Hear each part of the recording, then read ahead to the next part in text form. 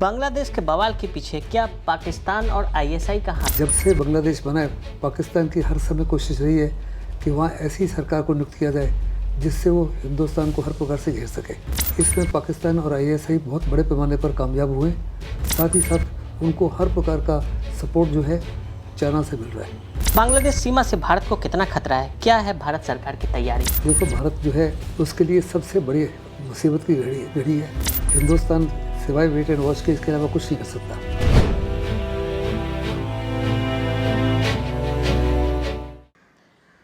बांग्लादेश में चाहे शेख हसीना रही हो या फिर जन आक्रोश और तख्ता पलट के बाद के हालात के बाद मोहम्मद यूनुस के कमान संभालने तक, सबसे बड़ा सवाल ये है कि भारत के साथ उसके संबंध कैसे रहेंगे। सबसे अहम सवाल है कि भारत क्या शेख हसीना की तरह ही उसके साथ बेहतर संबंध रखेगा या फिर चीन और पाकिस्तान की काली छाया उसके संबंधों पर पड़ेगी। तमाम मुद्दों पर हमारे साथ बात करने के लिए मेजर जनरल पीके सहगल सर मौजूद हैं। भारतीय सेना में मेजर जनरल रह चुके डिफेंस एक्सपर्ट पीके सहगल सर की खुफिया और रक्षा तंत्र में विशेष जानकारी समय समय पर देश के लिए उपयोगी रही है। तो हमारे साथ जुड़ने के लिए आपका बहुत बहुत स्वागत है सर। थैंक यू जी, मेरा सबसे पहला सवाल है कि तख्ता पलट के बाद बांग्लादेश कौन सा रास्ता अख्तियार करेगा? बांग्लादेश की बड़ी ज़बरदस्त कोशिश है कि वहाँ एक सिविलियन गवर्नमेंट को अख्तियार किया जाए। वो नहीं चाहते कि शेख हसीना की ऑटोक्रेटिक गवर्नमेंट को मिलिट्री गवर्नमेंट के साथ लाया जाए। बांग्लादेश में इस वक्त के केयर टेकर गवर्नमेंट कई बारी बन चुकी है, और लेकिन जब जब मिलिट्री ने सत्ता संभाली है वो आसानी से सत्ता हैंड ओवर नहीं करती और समय पर इलेक्शन भी नहीं करते। स्टूडेंट्स का साफ तौर पे कहना था कि हम नहीं चाहते कि एक ऑटोक्रेटिक सरकार को एक मिलिट्री सरकार से बदली किया जाए, और उनकी खुशकिस्मती रही है कि वास्तव में जो सरकार नई नियुक्त हुई है वो 100% सिविलियन सरकार है। फ़ौज ने हर प्रकार से उनको सपोर्ट देने का कहा है और सपोर्ट देते रहेंगे, लेकिन यूनुस जो है वो प्राइम मिनिस्टर के तौर पे काम करेंगे, और जो 15 से 17 लोग हैं वो मिनिस्टर्स कहलाएंगे। वो सारे के सारे ही सिविलियंस हैं। वो इंटेलेक्चुअल्स हैं, इंडस्ट्री को रिप्रेजेंट करते हैं, ट्रेड को रिप्रेजेंट करते हैं, महिलाओं को रिप्रेजेंट करते हैं, और 2 या 3 स्टूडेंट लीडर्स जो थे उनको भी रिप्रेजेंट करते हैं। ये एक अच्छा कदम है, और मुझे पक्का उम्मीद है कि जल्द से जल्द जो है वहाँ पे जो दंगा फसाद हो रहा है उनको कंट्रोल कर पाएंगे, क्योंकि सबसे पहला मकसद उनका है कि दंगा फसाद को रोका जाए। जी, दंगा फसाद को रोका जाए। तो बांग्लादेश के बवाल के पीछे क्या पाकिस्तान और आईएसआई का हाथ है? ये इस तरह की भी खबरें आ रही हैं, इसको आप कैसे देखते हैं? इसमें किसी प्रकार का कोई शक नहीं कि जब से बांग्लादेश बना है, पाकिस्तान की हर समय कोशिश रही है कि वहाँ ऐसी सरकार को नियुक्त किया जाए जिससे वो हिंदुस्तान को हर प्रकार से घेर सके। इसमें पाकिस्तान और आईएसआई बहुत बड़े पैमाने पर कामयाब हुए। साथ ही साथ उनको हर प्रकार का सपोर्ट जो है चाइना से मिल रहा है। साथ ही साथ इसमें साजिश है अमेरिका की भी। अमेरिका ने साफ तौर पे बड़े पैमाने पर जनवरी जब से इलेक्शन हुई थी तब से उन्होंने कहा कि ये इलेक्शन जो है रिग्ड है और ये सही डेमोक्रेसी नहीं है। उन्होंने स्टूडेंट्स को प्रोत्साहित किया, और यहाँ तक जो एक्स सर्विसमैन थे, चाहे वो ऑफिसर्स थे चाहे वो रिटायर्ड पर्सनल थे, उनको भी प्रोत्साहित किया कि स्टूडेंट्स को ज्वाइन करें। तो यानी एक समय इतने बड़े पैमाने पर वहाँ बवाल उठ खड़ा हुआ जिसको कंट्रोल करना शेख हसीना के लिए बिल्कुल नामुमकिन हो चुका। और जब उन्होंने ऑर्डर्स दिए अपनी आर्मी को कि बड़े पैमाने पर इनको क्रश करो, तो आर्मी ने साफ तौर पे कह दिया कि उनकी फ़ौज किसी प्रकार से अपने ही देशवासियों के ऊपर फायर नहीं करेगी, और उनको 45 मिनट का समय दिया कि आप 45 मिनट में देश में छोड़ के चले जाइए, हम आपको सेफ पैसेज दे रहे हैं, नहीं तो कुछ भी हो सकता है। जी, कुछ भी हो सकता है। भारत के 5 राज्य बंगाल, असम, मेघालय, त्रिपुरा, मिजोरम की सीमा बांग्लादेश से लगती है। तो बांग्लादेश सीमा से भारत को कितना खतरा है? क्या है भारत सरकार की तैयारी? इस पे कुछ प्रकाश डालें। आपके एक सवाल में कई सवाल हैं। जी, सबसे पहले हिंदुस्तान की 5 स्टेट्स की बाउंड्री जो है बांग्लादेश से मिलती है। ये हमारी लॉन्गेस्ट बाउंड्री है, 4096 किलोमीटर लंबी। ये बाउंड्री बहुत जगह पे फेंसिंग नहीं है, पोरस है। बहुत बड़े पैमाने पर रिफ्यूजी इन्फ्लक्स हो सकता है, टेररिस्ट आ सकते हैं, आर्म्स और एमुनेशन आ सकता है, ड्रग्स आ सकती है, फेक करेंसी आ सकती है, जो हिंदुस्तान के लिए बहुत बड़े पैमाने पर हानिकारक होगी, हमारी इकोनॉमी के लिए, हमारी डेमोग्राफी के लिए और हमारी सिक्योरिटी के लिए। साथ ही साथ जो अक्रॉस दी बॉर्डर है, बहुत बड़े पैमाने पर हिंदू वहाँ रहते हैं। 8% बांग्लादेश की पॉपुलेशन जो है हिंदुओं की है। सिक्योरिटी का डायस्पोरा भी है, बहुत बड़ा कंसर्न है हिंदुस्तान का। जहाँ तक बॉर्डर का ताल्लुक है, हिंदुस्तान ने हर प्रकार से बॉर्डर को सील करने की कोशिश की है। बीएसएफ को फुल अलर्ट पे कर दिया, आर्मी फॉर्मेशन को अलर्ट पे कर दिया। बहुत तालमेल किया जा रहा है बांग्लादेश की आर्मी के साथ में, बांग्लादेश की रेंजर उनके जो सिक्योरिटी फोर्सेस के साथ में, ताकि वहाँ से किसी प्रकार का घुसपैठ ना हो, किसी प्रकार का ऐसा हादसा ना हो जो हमारे देश के लिए नुकसानदेह हो। इसके अलावा हिंदुस्तान इस समय कुछ और नहीं कर सकता। जी, 1 साल पहले जनरल जमान को लेकर भारत ने शेख हसीना को आगाह किया था। इसे अनसुना कर शेख हसीना ने उन्हें सेना प्रमुख बना दिया। अब भारत की बात मानी होती तो क्या शेख हसीना इस हाल में नहीं होती? ये कंप्लीट स्पेक्यूलेशन है। जी, अगर कोई और भी आर्मी चीफ होते, मुझे पक्का यकीन है वो भी शायद अपने नागरिकों के ऊपर अपनी फ़ौज को हुक्म नहीं देते, क्योंकि फ़ौज को हुक्म भी देते तो फ़ौज ओबे करती या नहीं करती पता नहीं। क्योंकि किसी भी देश की जो लास्ट आर्बाइटर्स और देश की जो डेस्टिनी होती है वो फ़ौज होती है। लेकिन फ़ौज जो है दुश्मन के साथ लड़ने के लिए उसको तैयार किया जाता है, दुश्मन के साथ उसको सक्षम किया जाता है। अपने देश के जो बच्चे हैं, खासकर जो युवा हैं, वो आपके दुश्मन नहीं हैं। शेख हसीना ने बड़े रूथलेसली उनको क्रश करने के लिए हुक्म दिया। क्या कोई भी और चीफ ऑफ आर्मी स्टाफ होता इस ऑर्डर को वे करता? यानी एक प्योर स्पेक्यूलेशन है। तो ये कहना कि वो इनको नहीं बनाते और किसी और को बनाया होता तो शायद असर कुछ और होता। हालात कुछ और इट्स होते। Only speculation. जी, बांग्लादेश में सत्ता परिवर्तन के असर से निपटने के लिए शॉर्ट टर्म और लॉन्ग टर्म के लिए भारत सरकार की क्या रणनीति हो सकती है? यही सवाल राहुल गांधी ने भी जो सर्वदलीय बैठक हुई थी उसमें सरकार से किया है। देखो, जहाँ तक शॉर्ट टर्म है, सबसे पहला है यू वेट एंड वॉच। जी, हिंदुस्तान सिवाय वेट एंड वॉच के इसके अलावा कुछ नहीं कर सकता। दूसरा, हमारे प्राइम मिनिस्टर ने तुरंत से यूनुस से बात की है, जो वहाँ के केयर टेकर प्राइम मिनिस्टर बने हैं और केयर टेकर एडवाइज़र हैं टू द आर्म्ड फोर्सेस, कि आप हिंदुस्तान की प्रॉपर्टी के ऊपर, हिंदुस्तान की जान के माल के ऊपर, और हिंदुस्तान के जो टेम्पल जलाए जा रहे हैं उनके ऊपर, और हिंदुस्तान का जो डायस्पोरा है उनकी सुरक्षा की जिम्मेदारी लीजिए और यकीन कीजिए कि उनके खिलाफ़ कोई कार्रवाई ना की जाए। दूसरा, हमारा शॉर्ट टर्म में होना चाहिए, बिल्कुल जैसे हमने हर प्रकार से श्रीलंका को मदद की। इस समय बांग्लादेश की सबसे बड़ी आपदा की घड़ी है, उसमें बड़ा लाजमी है कि हिंदुस्तान हर प्रकार से उनको सपोर्ट करे, चाहे वो इकोनॉमिक सपोर्ट हो, चाहे वो एनर्जी सप्लाई करने की हो, चाहे फर्टिलाइज़र्स हो, चाहे खाद्यान्न हो, जैसे कि अनियंस का सप्लाई करना आज से ही शुरू कर दिया गया है। तो हर प्रकार से उनकी सहायता करनी है, ताकि जो भी वहाँ सरकार आए इस समय या आने वाले समय में, उसको साफ तौर पे नज़र आए कि हिंदुस्तान हर प्रकार से उनका सबसे बड़ा दोस्त है। हमारे बॉर्डर कंटिन्यूस है, चाइना बहुत दूर है, पाकिस्तान बहुत दूर है। उनको साफ तौर पर पता लगना चाहिए, श्रीलंका की तरह और मालदीव की तरह, कि किसी भी आपदा में फर्स्ट रिस्पॉन्डर जो है केवल और केवल हिंदुस्तानी होगा। जी, खालिदा जिया को कट्टरपंथियों का करीबी बताया जाता है। वह ऐसे में शेख हसीना के सत्ता बदर होने के बाद जमात का दायरा और बढ़ेगा और भारत इससे कैसे निपटेगा?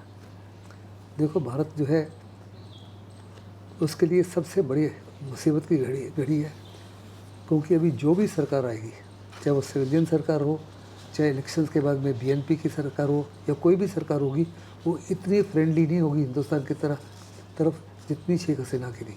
पिछले 15 साल से हमारे रिश्ते नाते एक किस्म से वर द वेरी बेस्ट सब कॉन्टिनेंट पे, और हमारा जो नेबर फर्स्ट पॉलिसी है उस बहुत बड़ा सक्सेस था उस पॉलिसी का। उनके जाने से उस माफी की सरकार कभी भी नहीं आएगी, और जो भी सरकार आएगी उसमें एंटी इंडियन सेंटिमेंट्स होंगे। वो कहेंगे कि आपको हम कनेक्टिविटी दे रहे हैं, हमको क्या फ़ायदा है, आपको हम रेल कनेक्शन दे रहे हैं, रोड कनेक्शन दे रहे हैं, रिवर कनेक्टिविटी दे रहे हैं, ताकि जो आपकी वल्नरेबिलिटी है चिकन नेक एरिया में वो दूर हो, उसमें हमको क्या फ़ायदा है। साथ ही साथ बड़े पैमाने पर वो कहेंगे, आज तक भी आपने हमको तीस्ता नदी के पानी जो हमारी मांग है उसके ऊपर कुछ फैसला नहीं लिया जो हमारे पक्ष में हो। इसी माफिक गंगा के ऊपर जो है ट्रीटी है वो भी 1990 से 2006 में ख़त्म हो रही है। बांग्लादेश उसमें भी कुछ तब्दीली चाहते हैं, लेकिन इधर ममता बनर्जी की वजह से हिंदुस्तान वो नहीं कर सका जो सरकार करना चाहती थी। तो ये बड़ी बड़ी चुनौतियाँ होगी, और इसका क्या असर होगा ये तो समय बताएगा। लेकिन वास्तव में वहाँ की जो भी सरकार होगी वो इतनी फ्रेंडली नहीं होगी, क्योंकि एंटी इंडियन सेंटिमेंट जो है will be on the rise. Bangladesh के आंतरिक मामले में भारत नहीं बोल सकता, लेकिन हिंदू अत्याचारों की जो कहानियां आ रही हैं, क्या उसके मद्देनज़र देश में कोई सैन्य कार्रवाई की बात सोची जा सकती? Absolutely no. किसी प्रकार से कोई भी सैन्य कार्रवाई हिंदुस्तान की फ़ौज जो है नहीं कर सकती। ये 1971 की स्थिति नहीं है। अगर लार्ज स्केल इन्फ्लक्स भी हो रिफ्यूजीज़ का, तभी भी हिंदुस्तान जो है उस माफ़ी की कार्रवाई करने की कभी गलती नहीं करेगा, क्योंकि बांग्लादेश के साथ अगर उस माफ़ी की कार्रवाई करते तो रिश्ते नाते हमेशा हमेशा के लिए ख़त्म हो जाएंगे। बांग्लादेश को क्रिएट ही हिंदुस्तान ने किया, और क्या हिंदुस्तान उनके खिलाफ सैन्य कार्रवाई करेगा? इट्स एन इम्पॉसिबिलिटी, जिसको कोई भी सरकार या कोई भी हिंदुस्तान का समझा बुझा शख्स जो है इसके पक्ष में नहीं होगा। दलाई लामा को शरण देकर चीन से हमेशा के लिए भारत ने बैर पाल लिया। अब क्या शेख हसीना को यहाँ रखना गलती है या भारत अपनी दोस्ती का उदाहरण दे रहा है? हिंदुस्तान के पास कोई ऑल्टरनेटिव ही नहीं था। अगर आपने एक्सटर्नल अफेयर मिनिस्टर की स्टेटमेंट सुनी है पार्लियामेंट में, उन्होंने कहा कि हमको तकरीबन 30 से 45 मिनट पहले ही बताया गया कि वो हिंदुस्तान की तरफ रवाना हो चुकी हैं, और क्या उस समय हिंदुस्तान उनको रोक सकता था? अभी आने के बाद में उन्होंने कहीं और असाइलम मांगा ही नहीं, और वो कह रही है कि कुछ देर तक हिंदुस्तान में ही रहेंगी जब तक वो आगे का फैसला नहीं लेती, क्योंकि साफ तौर पे नज़र आ रहा है कि यूके और अमेरिका जो है उनको असाइलम नहीं देने वाला। ऐसे में शायद अमेरिका और यूके मिलकर उनके लिए किसी सेफ़ कंट्री की तलाश में लगे रहें। जब तक कोई सेफ़ कंट्री नहीं मिलती जो उनको असाइलम दे और जहाँ वो सुरक्षित रह सके, तब तक वो हिंदुस्तान में रहेंगी। वो ये भी कह रही हैं कि अगर 3 महीने के बाद में वो इलेक्शन होती हैं तो वापस बांग्लादेश में जाना चाहेंगी और दोबारा इलेक्शन में लड़ेंगी। क्या तब तक वो हिंदुस्तान में रहेंगी? हिंदुस्तान की सरकार ने डबल के माध्यम से, अजीत डबल के माध्यम से और ईएम के माध्यम से साफ तौर पे बताया, उनको इशारा दिया है कि ना तो हिंदुस्तान के हित में होगा ना उनके हित में होगा, लेकिन हिंदुस्तान इसके अलावा कुछ नहीं कर सकता। अगर दलाई लामा की तरह हिंदुस्तान में रहती हैं तो उनको कहा जाएगा कि आप हमारी ऑनर्ड गेस्ट की तरह रहिए, लेकिन किसी प्रकार कोई पॉलिटिकल एक्टिविटी हिंदुस्तान से नहीं कीजिए। ना तो कोई प्रेस कॉन्फ्रेंस कीजिए, ना ही कोई वीडियो कॉन्फ्रेंस कीजिए जिसमें वहाँ की जो नई सरकार का है उनको लगे कि हिंदुस्तान किसी प्रकार की पक्षपाती कर रहा है या दखल अंदाजी कर रहा है बांग्लादेश के अंदर। जी, बांग्लादेश की तरफ से लगातार मांग की जा रही है कि शेख हसीना को गिरफ्तार करके हमारे हवाले कर दिया जाए। बीएनपी के नेता का भी कल मैं बयान सुन रहा था कि वो कह रहे हैं कि शेख हसीना को शरण देने से हमारे संबंध जो हैं वो भारत के साथ उस पर असर पड़ सकता है। भारत हमारा सबसे महत्वपूर्ण साझेदार है, तो शेख हसीना को शरण देने को लेकर उसे एक बार फिर से सोचना चाहिए। तो ऐसे में भारत जो है वो बीएनपी और बाकी सारे जो बांग्लादेश के अभी की वर्तमान सरकार हैं उनकी बातों को क्या सुनकर शेख हसीना को वापस बांग्लादेश भेजने जैसा कुछ सोच सकता है? Absolutely and totally no. Hindustan की क्रेडिबिलिटी, हिंदुस्तान की छवि कम्प्लीटली गिर जाएगी। जो आपके पास शरण लेता है, आपकी जिम्मेदारी है उसको हर प्रकार से सुरक्षित रखना। और अगर ये जानते हुए कि अगर उनको बांग्लादेश में दे दिया जाए, वापस भेज दिया जाएगा, अरेस्ट करके तो उनको मार दिया जाएगा, इससे बड़ी गलती हिंदुस्तान नहीं कर सकता। Irrespective of the consequences, Hindustan किसी भी हालत में उनको ना तो गिरफ्तार करेगा और ना ही बांग्लादेश के हवाले करेगा। तो इससे तो दोनों देशों के संबंधों पर भी असर पड़ सकता है, क्योंकि अभी वर्तमान सरकार है वो एंटी शेख हसीना है और भारत जो है वो अभी शेख हसीना के साथ मजबूती से खड़ा नज़र आ रहा है। तो ऐसे में दोनों देशों के बीच के रिश्ते पे असर, मोहम्मद यूनुस को बड़ा क्रिटिक कहा जाता है शेख हसीना का भी, तो वो नापसंदगी उनकी होगी और उनका जो शिफ्ट होना वो चीन या फिर किसी और देश की तरफ ज़्यादा झुकाव हो सकता है। These are short term emotions. जी, यूनुस जो है बड़े प्रैग्मेटिक हैं, वो एंटी शेख हसीना थे, जी, लेकिन वो टेक्नोक्रेट हैं, बड़े प्रैग्मेटिक हैं। वो साफ तौर पे जानते हैं हिंदुस्तान के साथ अच्छे ताल्लुकात करना उनके लिए कितना ज़रूरी है। उनके जो 3 बड़े एम्स हैं, इस सबसे पहला उनका एम है कि जो बांग्लादेश में इस समय एक माहौल है उसको जल्दी से जल्दी सही किया जाए, जी, ताकि जो वहाँ पे पब्लिक प्रॉपर्टी जलाई जा रही है, जान और माल का नुकसान हो रहा है, वो बच जाए। दूसरा कि हर प्रकार से जो माइनॉरिटीज़ है उनको प्रोटेक्ट किया जाए। और तीसरा, उनकी इकोनॉमी में कम से कम $10 बिलियन का नुकसान हो चुका है और वो कम्प्लीटली इकोनॉमी जो है इस समय हिंदुस्तान के साथ जुड़ी हुई है। $18 बिलियन का उनका 2-वे एक्सचेंज है और वो चाहेंगे इसमें किसी प्रकार की रुकावट ना आए, क्योंकि हिंदुस्तानी उनका सबसे बड़ा ट्रेडिंग पार्टनर है और हिंदुस्तान की मदद से उनकी आधी इंडस्ट्री चलती है। अगर हिंदुस्तान से वो चीज़ें जाना बंद हो जाए तो उनकी बेरोज़गारी, जिसकी वजह से ये आंदोलन हुआ था, आसमान को छू जाएगी। इसको निगाह में रखते हुए इस माफ़ी का कोई कदम नहीं उठाएंगे जिससे हिंदुस्तान के साथ रिश्ते नाते बेकार हो जाए। जी। भारत के साथ खुफिया जानकारी साझा करने में पारदर्शिता बरतने वाली है हसीना बिना अब बांग्लादेश में कई सारी चुनौतियां भारत के सामने होंगी। इसको आप कैसे देखते हैं? चुनौतियाँ तो हैं। जी। सबसे बड़ी जो चुनौती है सिक्योरिटी की है। जी। Security the diaspora and security of the north eastern region. आपने देखो नॉर्थ ईस्ट में तकरीबन 15 साल पहले हर स्टेट में इंसर्जेंसी थी।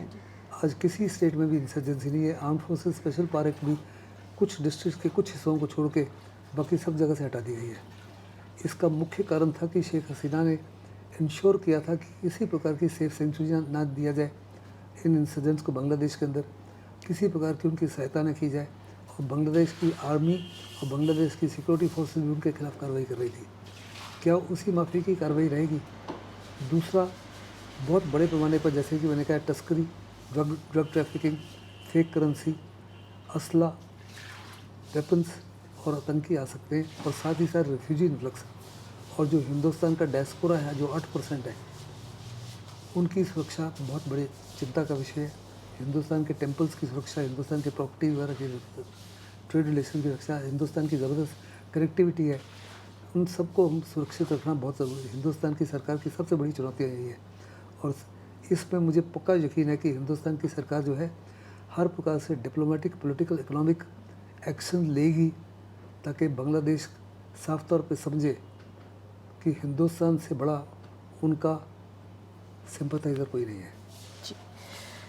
जो शेख हसीना के साथ हुआ हमारे लोकतंत्र के लिए कोई चेतावनी का संकेत है? आप इसे कैसे देखते हैं? क्योंकि लगातार राजनेताओं के भी बयान आ रहे हैं कि आपने कई दिनों से लगातार सुना होगा कि भारत में भी ऐसे हालात हो सकते हैं, ये जो आंदोलन के बाद तख्ता पलट जैसी स्थिति। हमारी पॉलिटिकल पार्टी जो है हमेशा ही ताक में रहती है to exploit anything to their advantage. चाहे वो एसपी हो, चाहे वो कांग्रेस हो, चाहे कांग्रेस के सलमान खुर्शीद हो या महबूबा मुफ्ती हो, वो साफ तौर पे कहेंगे इस माफी के हिंदुस्तान में भी हो सकता है। लेकिन हिंदुस्तान की सरकार जो है मुझे नहीं लगता कभी भी अपनी आर्म फोर्सेस को या पुलिस फोर्सेस को कहेगी कि इनको बेरहमी से क्रश करो। दूसरा, हिंदुस्तान में अभी चेक्स एंड बैलेंसेस हो गए हैं। जो मौजूदा सरकार है उसमें उस माफी की ब्रूट मेजॉरिटी नहीं है। सो बड़ा लाजमी है कि अगर जैसे फार्मर्स एजुटेशन है या अग्निवीर के ऊपर इशू हो रही है, आप दूसरों की बातचीत सुनो। डेमोक्रेसी में बड़ा लाजमी है कि विपक्ष की बात सुनो, और अगर आपका अग्निवीर या फार्मर्स का सबसे बेहतरीन पॉलिसी दुनिया में हो लेकिन आपकी आवाम नहीं चाहती, तो आपकी जीत उसी में है कि आवाम को साथ लेके चलो, विपक्ष को साथ लेके चलो, उनको बोलो ठीक है आप इससे सहमत नहीं हो, हम इसको लोकसभा में डिस्कस करेंगे, राज्यसभा में डिस्कस करेंगे, इसके ऊपर डायलॉग होगा, डिस्कशन होगा, और फिर एक पार्लियामेंट्री कमेटी बनाई जाएगी जो इनमें सुधार लाएगी और जो कहेगी इनके साथ क्या क्या करना है। ऐसे में आपने टेबल्स टर्न कर दिए होंगे, विपक्ष भी आपके साथ होगा और विपक्ष कुछ नहीं कर सकता। इस माफी का हिंदुस्तान में किसी प्रकार की संभावना नहीं है, लेकिन विपक्ष की ज़बरदस्त कोशिश होगी कि इसी माफिक लोगों को खड़ा किया जाए। और ऐसी अगर मूवमेंट चलती है हिंदुस्तान में तो यकीनन वेस्टर्न वर्ल्ड जो हिंदुस्तान को एक पावरफुल नेशन के रूप में नहीं देखना चाहती, चीन और पाकिस्तान इसका फ़ायदा उठा सकता है बहुत बड़े पैमाने पर। आपको याद होगा फार्मर्स एजुटेशन के समय कनाडा से, जर्मनी से, फ्रांस से, ब्रिटेन से, ऑस्ट्रेलिया से फंड्स आ रहे थे, उसी माफी फंड्स आ जाएंगे। उसी माफी का भारी देश जो है सोशल मीडिया का मिस इस्तेमाल करते हुए हिंदुस्तान को नुकसान पहुंचाने की कोशिश करेंगे, क्योंकि बहुत सारे देश हैं आपके पड़ोसी देश हैं, इसके अलावा दुनिया में और बड़े सारे देश हैं जो नहीं चाहते कि हिंदुस्तान में वो मजबूत सरकार हो, इतनी मजबूत हो कि जो उनकी बात ना माने और कहीं हम स्ट्रैटेजिक ऑटोनॉमी को ही मेंटेन करेंगे।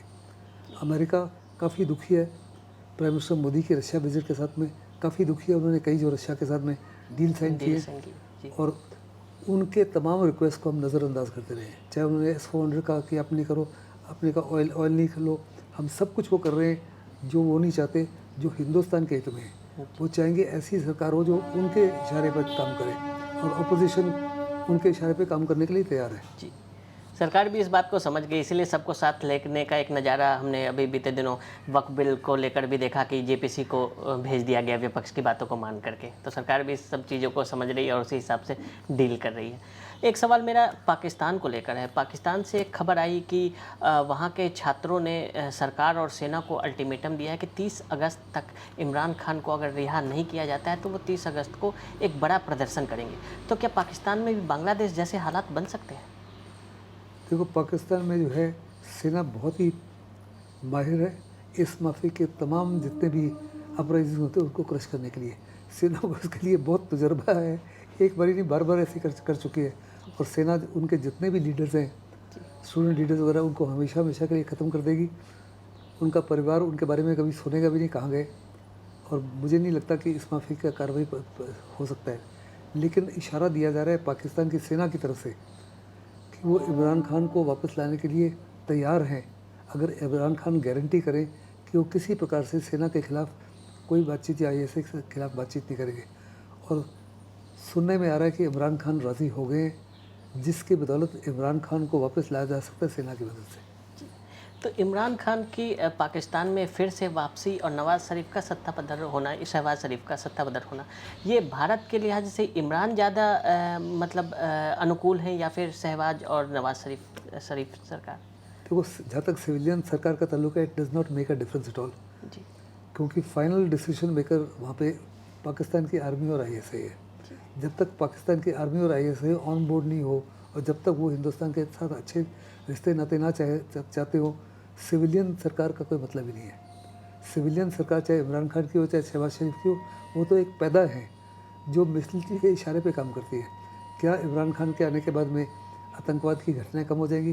क्या हिंदुस्तान में ड्रग ट्रैफिकिंग कम हो जाएगा? क्या ड्रोन्स के माध्यम से असला वगैरह भेजना कम हो जाएगा? नहीं, सब कुछ वैसे ही होगा, क्योंकि पाकिस्तान की आर्मी और ISI उसको बढ़ावा देती रहेगी। ऐसे में कोई भी सरकार हो, हिंदुस्तान सिविलियन सरकार, it does not make a difference. जी। तो तमाम मुद्दों पर हमारे साथ जुड़ने के लिए आपका बहुत बहुत धन्यवाद सर। अगर आप भी लेना चाहते हैं देश दुनिया की तमाम जानकारी, तो आज ही सब्सक्राइब करें हमारे चैनल को। साथ ही नीचे दिए बेल आइकन को जरूर दबाएं ताकि हर अपडेट आप तक पहुंच सके।